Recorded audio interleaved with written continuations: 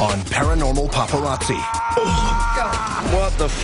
Does this family really have proof that an LA tattoo parlor is being haunted by an inked-up entity? Scratches, bites, somebody tried to drown me.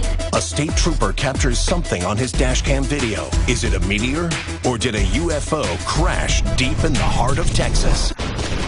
What creature did this couple find in their backyard?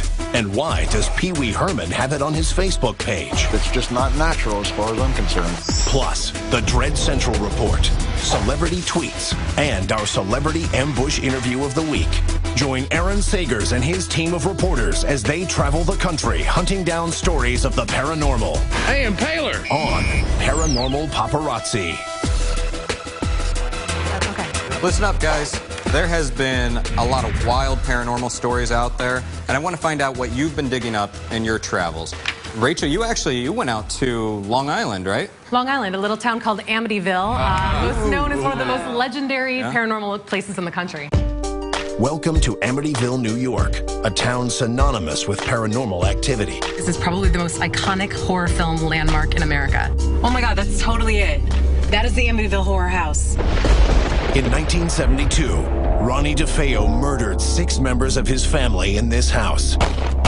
In 1975, George Lutz and his family moved into the house and lived there only 28 days before leaving, claiming they were the victims of paranormal activity. The legend of the Amityville Horror was born.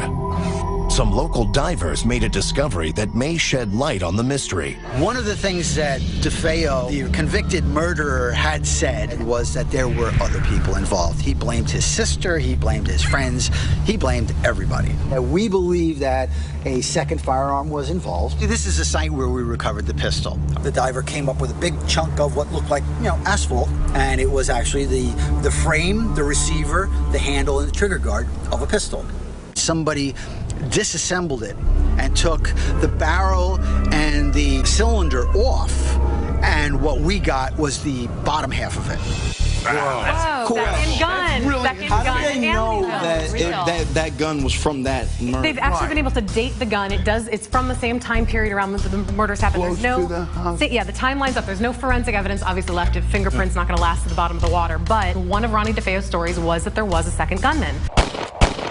This is like another dark chapter in that story because they've tried to change the address, they've tried to change the appearance of that house. It was hard to find, actually. The front windows, you'll notice those big, iconic windows, those have now been changed. The street address number has been changed. They don't want all the looky-loos out front. Well, Rachel, there's still a member of the Lutz family that's out there, and he's willing to talk, right? Or yes, I tracked down Chris Lutz. Chris is one of the young boys who lived in the home after the DeFeo murders, had all of the scary stuff happen to him, and this guy's pretty tortured. Watch this. When your parents are practicing witchcraft, calling things up, and things happen, don't be surprised when it bites you in the ass. And what kind of witchcraft? What were they doing? I'll get further into it another time, but it gets dark. You think it was your stepfather's sibling in witchcraft, not as a result of the DeFeo murders? For him to do what he had done in any other home would have been a problem, but to do it in that house specifically, I think increased it. Yeah. It's alive. It's taken on its own thing. People know that there's something on the other side. According to Chris, his stepfather, was practicing witchcraft, was chanting, and this entity that he brought up in this perfect storm environment followed them for years. He went on to tell me off camera that followed him to Southern California with the family. He's now living in Arizona, and there he's had all kinds of terrifying experiences in the home he's in. the idea that they were actually practicing witchcraft, this is big. Yeah. This is like the grassy knoll of the paranormal. I'd like to actually move on to something else. This just in to the Paranormal Paparazzi newsroom.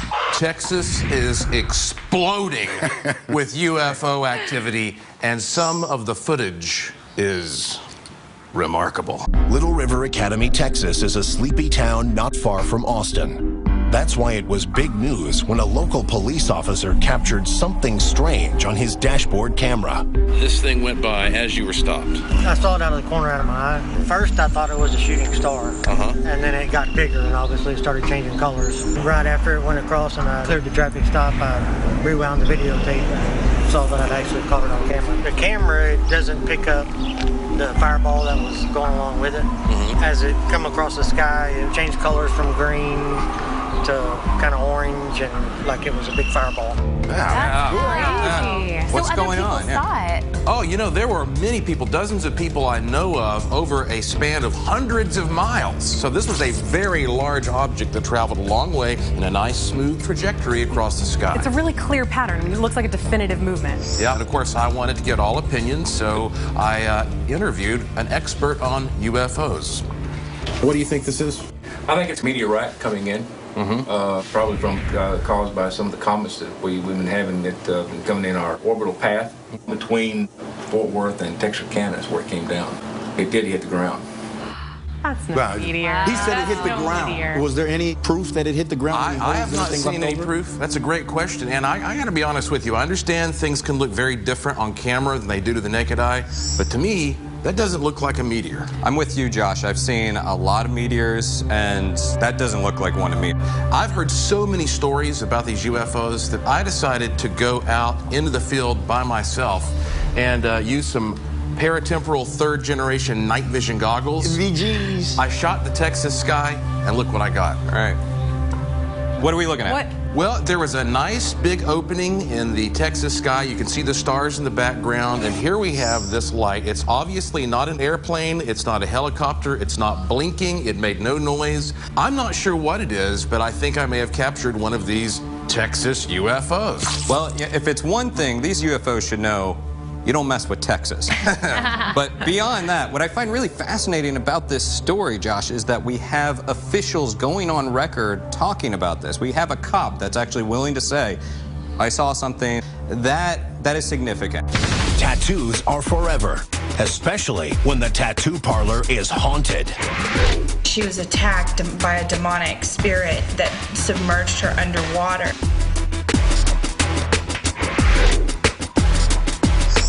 Loving it so far. Good stuff. Scott, you were tracking down a lead in LA, right? Right, brother. It's a bit complicated, but it all started with a famous tattoo artist. Los Angeles, California, home to world-famous landmarks, movie stars, and, if you believe this woman, a haunted tattoo parlor. While he was alive, Lou Bone was one of LA's hottest tattoo artists. Circumstances behind his death, however, may have turned the ink master into a restless spirit. Lou died of a gunshot wound to the head. It was ruled a suicide, but I've been approached by several psychics who have all claimed that it was not done by his own hand. Lou Bone still might be around the tattoo parlor? Lou has actually made his presence very, very known inside of the shop. I've actually talked to several of the artists that worked with him for many years before his passing, and they all said that lights flicker and, you know, there's knockings on the walls and stuff like that. Just like myself, they can sense him and they can smell him. He wore a certain cologne, and sometimes a scent will come. He was also a real heavy smoker, and no one can smoke in there. All of a sudden, they'll smell like a cigarette smoke. His former clients included Tim Comerford from Rage Against the Machine, Anna Nicole Smith, and Britney Spears. It's a lot of famous ink there. Yeah, a lot of famous ink. A lot of people went there to get their work done. But something can haunt a tattoo? Is that? Well, you know, if you have a piece of artwork from somebody or a piece of music, you know, that passion can be transferred to their type of art. Yeah, spirits can link on to other things if they have, like, you know, the same type of energy. I believe it. But what's even more crazier is we hooked up with the daughter. We had talked to a couple of psychics and advisors, and they said that they do believe that Lou had a demon following him, and that now that he has passed on, it's attaching itself to our daughter. Scratches, bites. I've been choked. Somebody tried to drown me. She had gotten bitten on her hip by a mouth about that size. It's too big to be human. Oh, what is crazy. that? Wow. And, you know, you can feel it there. It wasn't like they were making this up as they go. This is really something that's going on in her house. Can you pass a demon on from one generation to the next? Question. That's the whole question. Oh, yeah. The Bell Witch was a case of that going on for generations. That's something that would attack people. And I've seen teeth marks, claw marks. It's hard to explain, but it makes you think there might be a creature that teeters on that boundary. They have a studio, and they took a bunch of pictures of her because she is a model, and they caught something on film.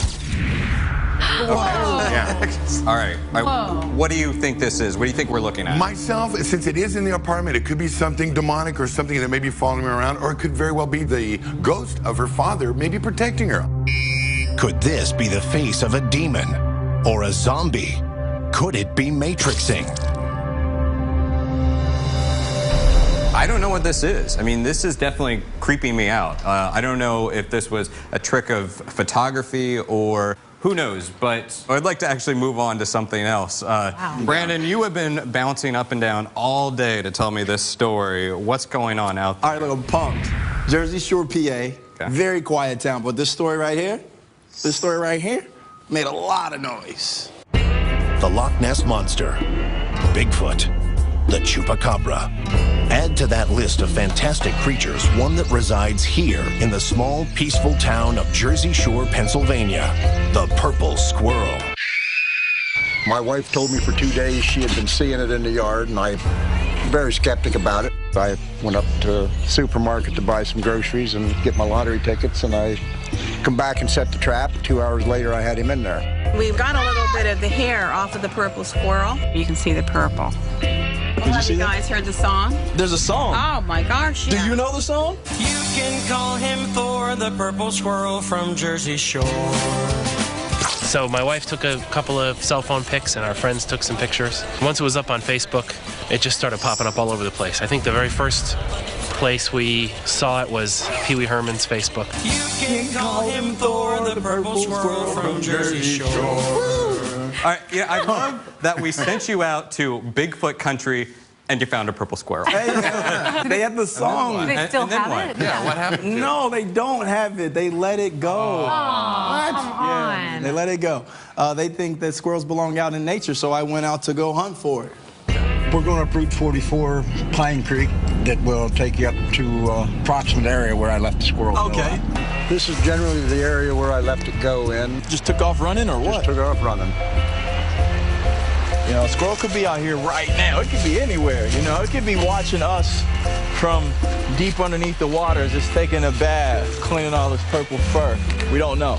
Do squirrels swim, Branden? Well, this squirrel probably would want to take a bath after the theories that surrounded how he got purple. What were the theories? Some say he might have fell in a portal potty. I would shower after a portal potty. Some say he might have ate berries. Some say he could have fell in ink.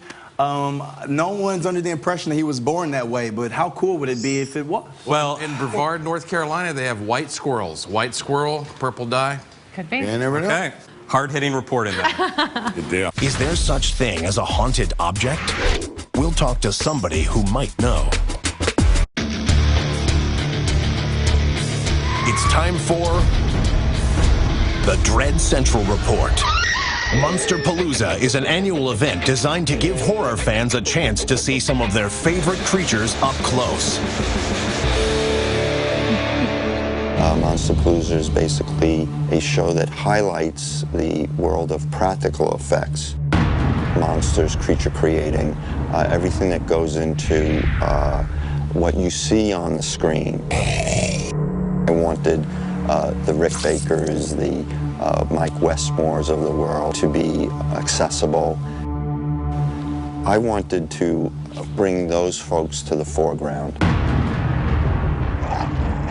Having the pieces right there for people to get up and close and personal allows them to see what really goes into creating the detail of veining, painting of eyes, and all these little details bring a character to life. Oh my God. Awesome! I freaking love it. Awesome. You know I love conventions, and Monsterpalooza is so amazing if you guys ever get a chance to go. It is so great to see all of those creatures up close and see how they're made. Awesome. Well, on to some lighter stories. Julie, what's going on in Hollywood? It's time for Celebrity Tweets. So here's some celebrity ghost tweets for you that I found. The first one's from Ellen DeGeneres. We love her. So it's Friday the 13th. Don't worry, that man at the bus stop is a hockey goalie. Probably. Obviously, Friday the 13th, super freaky movie. Super crazy. I can't look at a hockey goalie mask the same way. All right, the next one is from Scroll. Who doesn't love him. Chilling in New Orleans in a hotel filled with ghosts and stuff. Obviously, we've talked about it before. New Orleans, chock full of ghosts. And I would imagine that a lot of these performers, they go on tour, singers, actors, and they have to stay in haunted hotels all the time. So that's like every hotel in New Orleans. Oh, yeah. I think every place in. The whole town is haunted. Everything. All right, let's check out the next one. This is from Zoe Deschanel, the new girl. So Amazon recommended I buy a ghost meter. I guess so I can finally track down those ghosts who stole my powers of invisibility and flight. I didn't know you could buy a ghost meter on Amazon, first of all. Very true. Every household needs a ghost meter. Oh, yeah. And see me, I'll get you one. Yeah, you can get me one wholesale? I like it. That's what's happening in Hollywood right now. It's time for Celebrity Hot Seat. Adele recently claimed that her house was haunted. Have you ever had any kind of weird experience in your house? My energy attract ghosts. Sometimes I feel like I have a conga line of ghosts dancing in my behind. Boom, boom, boom, boom, boom, boom. Rumba, tumba, tumba. I turn around and say, hey, leave me alone. I felt it. I'm not kidding you. The majority of the time, a good ghost.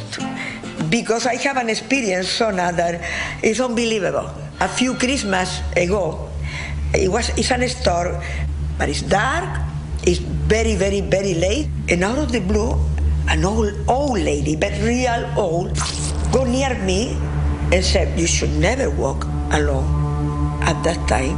And we keep on walking until we find my car.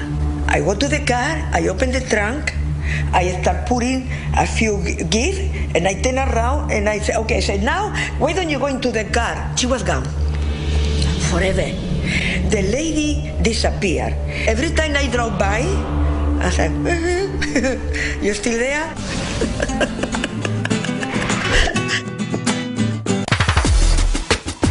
Important question. Who can top the purple squirrel? Me. Mr. Gruenwald. Okay, I heard this story of the British Antique Roadshow. A guy brought this painting in that supposedly warded off evil spirits. I'm a strong believer of attachments and things that people are really passionate about or they love very much, you know. Their energy or spirit could be transferred over to a painting, a chair, a coffee cup, something like that. Oh, it can happen. You know, there are haunted objects at my Mystery Museum in Asheville, North Carolina, and they move sometimes. Whoa. Well, we caught up with a guy in L.A. that helped us shed a little light on this subject. My sources tell me that Mark Wahlberg from the Antique Roadshow is in a building right behind me. We're going to talk to Mark and see if he's aware of a show also in the United Kingdom. On a recent episode of the Antique Roadshow, a man named Alan Smith bought a portrait of a previous homeowner that owned his house before him. This house was full of spirits and crazy stuff happening to him. He bought this portrait of the previous tenant, brought it home to his house, hung it on the wall, and the haunting stopped. Is there something more than just paint on these paintings? We're going to talk to Mark Wahlberg. He's the can-do guy for this kind of stuff. Mr. Wahlberg. Hi, I'm shooting a new show for the Travel Channel. Can I have a moment of your time for a few questions? Sure. On a recent episode of the Antique Roadshow in the United Kingdom, someone brought in to be appraised a possessed portrait. Has anything ever happened on your show like this, where someone's brought something in that's just really got some crazy energy, or what we like to call as an attachment? Well, there's a lot of attachment, but I don't know if it's supernatural attachment. People are attached quite a lot to things they think are worth a lot of money and find out that they're not, and then suddenly they become less attached. What is the most creepiest thing that's passed by your eyes? Somebody brought in this painting that was a painting of young twin boys. The boys had died, and the painting was done after they were dead. Which probably is what is done and is like a legitimate art form and all, but I don't know, it's creepy to me. The theory that maybe a child loved an item and then they pass on, do you subscribe to that belief that maybe their energy is transferred? It's often through an object. It's often, a coin or a piece of clothing or something like that. As a child, I crawled into somebody's house. This family here was met with a violent death. Oh my! There was a thing peeking out of a box under the house. I would like to show you this item, if you will, and maybe you can appraise it for me, or tell me what you think. Well, I'm not an appraiser, but I'm willing to do what I can as long as it doesn't then become attached to me. This is now I don't. When this right here. Now this is probably one of the most scariest damn things. Do you want to? You touch it? I can feel the energy. You can feel the energy from it. I can tell you that what I like is that you've left the patina, but I definitely sense a very, very scary energy. Not so much from the bunny as I do from you. Awesome. But I'm going to give this back to you. It's already scaring me. I think What a you great scared guy. him. What a great Scared dude. him. Where's the bunny? I released it back into captivity. Maybe you can join up like with purple squirrel. You know, there's obviously something weird going on here. Josh, could you tell us a little bit more about the cursed items in your museum? Yeah, well, there are a lot, but one I have is a 4-foot-tall, 100-pound wooden statue of an alien that was owned by Art Bell, creator of Coast to Coast AM, and he actually called me up one day and said, this thing has got to go. I can't have it in my house. It's freaking out my family. It's moving at night. It's running around. So we put it in my museum. The next morning I walked in, the whole thing had shifted. Whoa! Oh my God, that's crazy. I swear. Crazy. Just when I don't think Josh's stories can get weirder. Yeah. You know, the interesting thing here is that we have a lot of these shows, like Antiques Roadshow, that deal with getting items, buying them, and then selling them to other people. Are we creating some sort of paranormal flea market? Yeah, let's do it. Just a thought. Guys, we had purple squirrel, we had haunted bunny, we had some actually really intriguing information come out of Amityville. I love it. I can't wait to see what you get me next week. So let's do it. All right. Let's do it. Cool.